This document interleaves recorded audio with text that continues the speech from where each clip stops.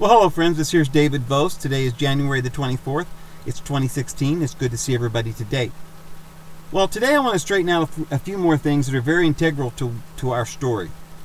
We're not going to get very far in our understanding if we don't untangle some of these things that is got wrapped around our mind like tentacles. It's just not going to let us rest in the truth, because we're tangled up in a bunch of lies. Now, one of the things that I've been trying to explain to you guys is that the word witch, sorcerer, all these things have connotations that make that word sound like a bad thing, when in reality these connotations don't exist.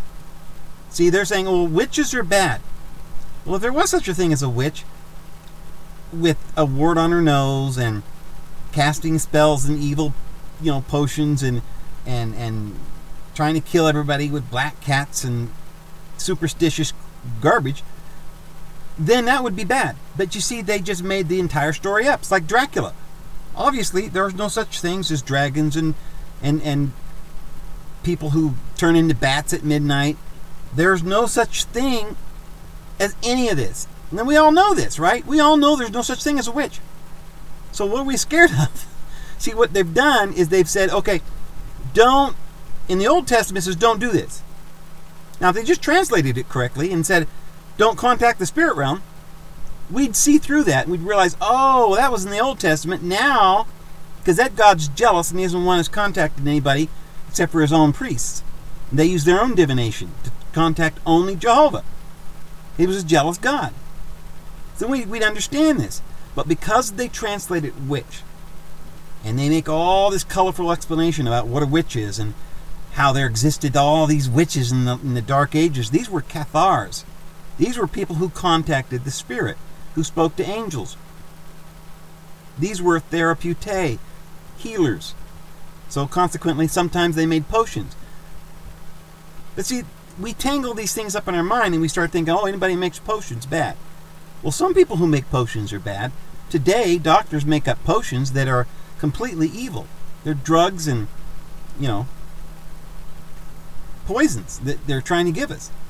But that's not what these ancient therapeutae were. Even Jesus Christ, when he healed that person, came up there to him and was blind. Remember, Jesus took some clay and spit on it and made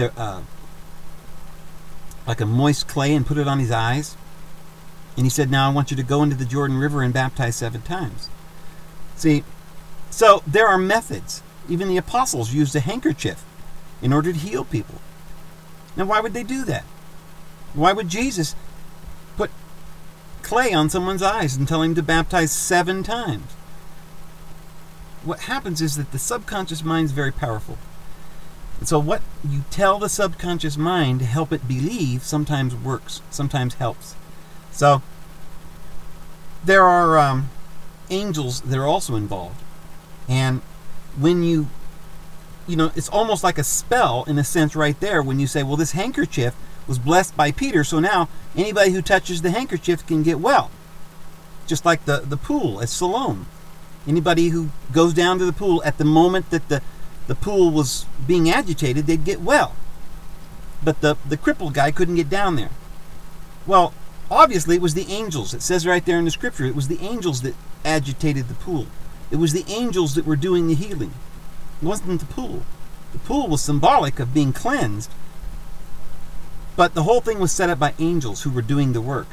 So, you see, Peter had a lot of faith and a lot of authority in his name. I know most people think that only Jesus has authority in his name. Well, of course, the ultimate authority, the highest one in our whole echelon, is Jesus. He's the king. He's our Lord. But he commissioned certain people to go and heal. And so they could heal just by the presence of Peter or Paul or these people, because they had its authority.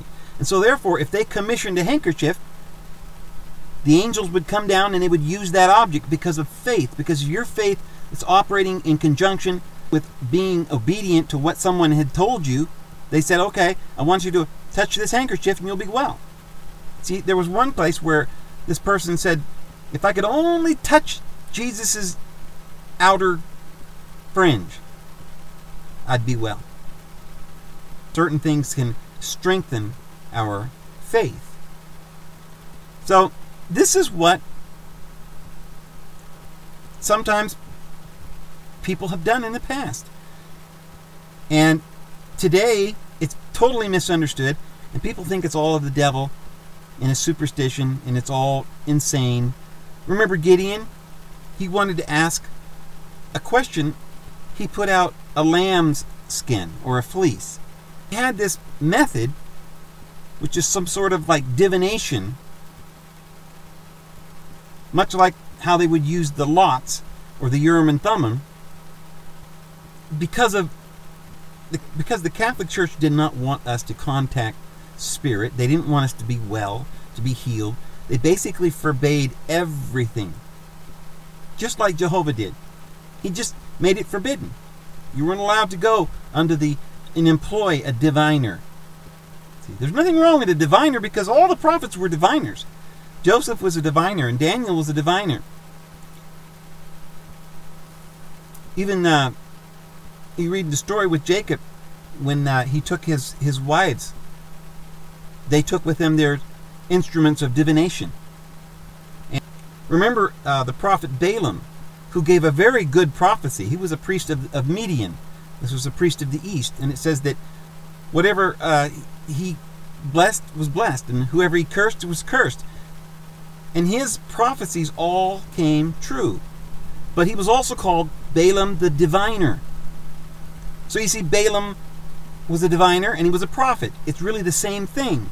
That's what prophets do. They divine, or they seek divine information. So all of this has come down to us so skewed, we don't even understand. And it's gotten to the point where it's so hidden and obscure, we don't know what we're doing.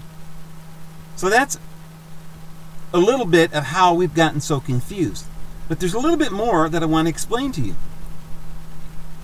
I notice going all over the web, basically all over the world now, everybody's afraid of all of these symbols. The other day somebody asked me, I saw you doing this sign, the 666 sign. Well, you know, I wasn't doing anything consciously. I've gone back and I've looked at some of my videos, and while I'm moving my hands, sometimes my hand will do something like this or whatever, and it's totally unintentional. But someone had noticed it and said, oh, you're making that sign. Well, there's definitely, I'm not doing it, okay? I don't do anything like that. There's no reason for making signs, and I have no affiliation with anyone. But there are, obviously, you've seen, you know, pictures on the web of people doing this, you know, and there's no, you can't do this on an accident, right? We know what they're doing. Well, why are they doing this? You see, well, the Pope has an upside down cross on the back of his throne. So what does that mean? We don't believe in the Pope. We think that he's a false prophet, and yet he's got a cross. Does that make him good? No. Would it make him bad if he had a cross and somehow crosses go all the way back to paganism? Because a lot of you are saying, oh, all of these symbols, crosses and pyramids, everything goes back to paganism. It goes back to Egypt. Well, a lot of you realize by now I've been saying that the mysteries go back to Egypt. So all of this stuff goes back to Enoch and into Joseph, who went into Egypt and was taught by the prophets there in Heliopolis, and then down into the mystery schools. And so you see, yes, the religion of Jehovah forbade all of this. They didn't have the mysteries. But the religion of Abraham, Isaac, and Jacob, of El Elyon, they had the mysteries. And this was the mysteries that were taught by the prophets, the diviners, who didn't live in Jerusalem. Elijah didn't live in Jerusalem. He lived in Bethel. And he had a school, and the school was the school of the mysteries. And there were prophets or diviners that were there. They called them seers. So, what did they teach? They taught these symbols. Now, I'm not going to go into all these symbols in this video and explain what they all mean or anything, but just take, for instance, the cross. Most people know that's a Christian symbol, and yet it's very obvious that the cross goes all the way back to the ancient mysteries there in Babylon and also there in Egypt. So does that mean then that it's somehow evil? If you were to see somebody in Hollywood doing this, that somehow that person's evil? Look, here's what's happened. Originally, it was the Templars. And I explained to you in some of the other videos where they came from. These were groups from the Cathars. This is the Gnostics. These are the true Christians, the Therapeutae. Certain mystery schools that they developed certain communal orders. Some of these orders did different and various things originally. Some of them were to help orphans. There were groups of whole communal orders of nuns that would help orphans. Some of this got carried down through the Catholic Church, just out of tradition. You see, this is what they used to do back then. And these communal orders did many things. Sometimes they were a group in this communal order of just men who were celibate. Now, they didn't spend their entire lives celibate, friends. This was something that they did for periods of time that they could pray and get closer. Because human beings weren't made to be celibate. So don't think that you join these orders forever. Remember how it says that Paul went into the desert for 3 years. And at the end of those 3 years, he heard words which was unlawful to speak. See, those words that he heard at the end of those 3 years was after he had gone through one of these communal orders and spent 3 years in the desert learning these mysteries. And at the end of this time, he was counted worthy through his training and his initiation period. He was given the go-ahead to receive certain information. Now that information was unlawful, see, to teach unto people who weren't ready for that, who didn't go through the initiation and who weren't in these schools. So you see, this is something that they did in the days of Christ. Remember, Jesus said he taught the crowds through parables, so that seeing they wouldn't see, or hearing they wouldn't hear. But to his disciples, he gave the explanation, because they were worthy, had been with him, they were being trained, they were students. Jesus was the master, they were the students. Remember, Elijah was a master, and he had students. Elisha was one of his students. You can read about that in 2 Kings. And we talked about how Deborah had students, and Samson, and Samuel. You see? So, these schools go all the way back to the ancient mysteries that came down to us from originally Enoch, who went to a place where they had these truths and this great amount of wisdom. He brought this wisdom back to the earth, and Enoch taught it, and it was called astrology, or the sciences, symbolisms, and great mysteries. This is where we get all the arts and the sciences and the maths. You know, Pythagoras was a mathematician. Supposedly he invented geometry, but he didn't really invent it. See, he just got it, you know, and it was handed down to him, and he made it public.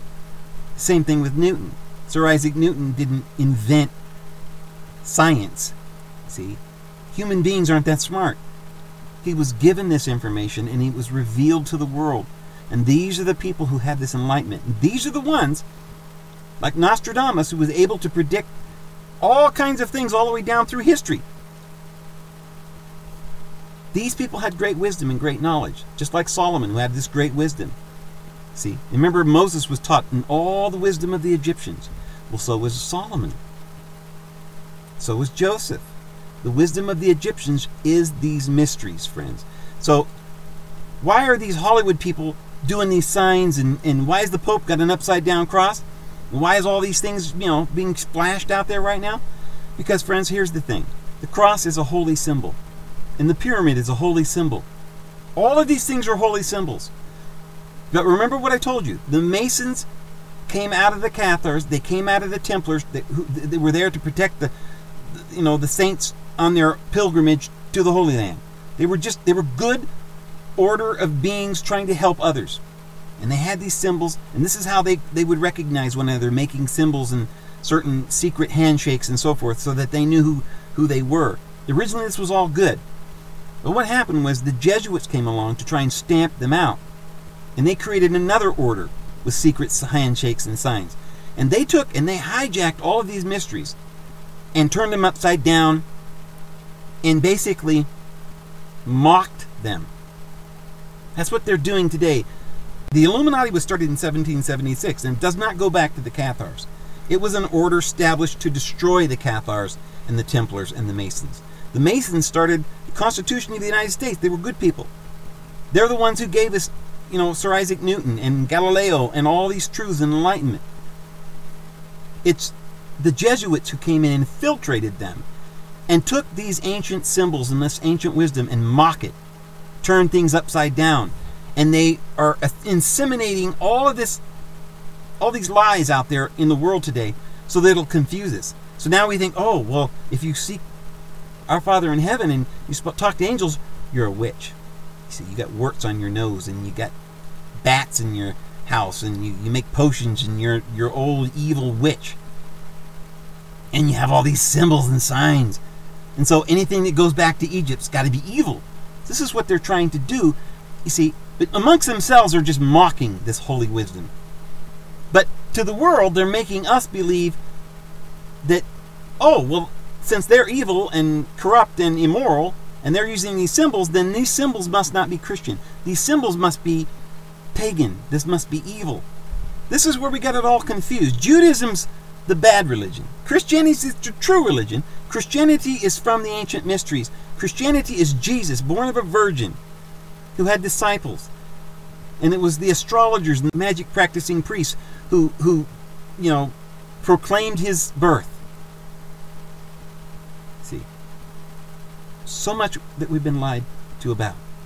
And the problem is the truth has almost been extinguished in the earth now, and nobody's getting this information. And so we're almost to the point now where we've lost it. We think that anyone who comes along talking about symbols and talking about Egyptian mysteries, that's of the devil. So we're never going to learn anything because we've completely divorced ourselves from the truth, like Hansel and Gretel and made the little crumbs so we could find our way back home. Well, now we've been convinced that we shouldn't go home because it's evil there. So we're going to stay in the dark woods and get eaten by the wolves because we can't go home anymore because we don't know where our home is. So friends, just because the cross is a holy symbol doesn't mean then that because the Pope is using the cross that he's good. He's mocking the cross. See, now he probably doesn't know anything about it. I don't know what the Pope knows personally, any specific Pope, but these certain individuals that have been brainwashed into these modern religions, that have been infiltrated by the Jesuit. Remember, the Catholic Church came out of true Christianity. It was these infiltrators that ruined it. It was them who distorted everything because there is a certain person, and we know who he is.